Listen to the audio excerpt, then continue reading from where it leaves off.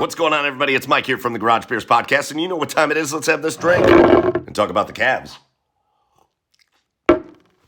Cavaliers go into Phoenix. They bounce back from the loss the other night. They beat the Phoenix Suns 112-98. And first of all, no, I'm not going to gloat about this victory. The Phoenix Suns don't have Chris Paul and Devin Booker in this game. They're two best players. So obviously it's going to be hard for them to beat pretty much anybody without Paul and Booker in the lineup. But I'm still happy about the win. The Cavaliers have not been great on the road this year. They are an under 500 team on the road. The Suns have been good at home. And listen, wins are hard to come by on these kind of longer Western Conference road trips. So any win you get is a good thing. The Cavaliers bookended this one. First quarter and the fourth quarter, they were great. The second quarter and the third quarter, they were okay. But they did enough in the first and the fourth quarter to get the win. In the first quarter, they came out on fire. They scored 35 points, played pretty good defense.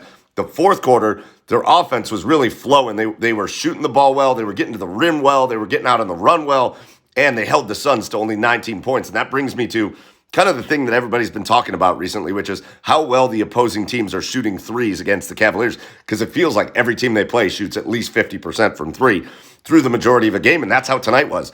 Phoenix was able to kind of stay in this game because they were shooting at one point like 55% from beyond the arc.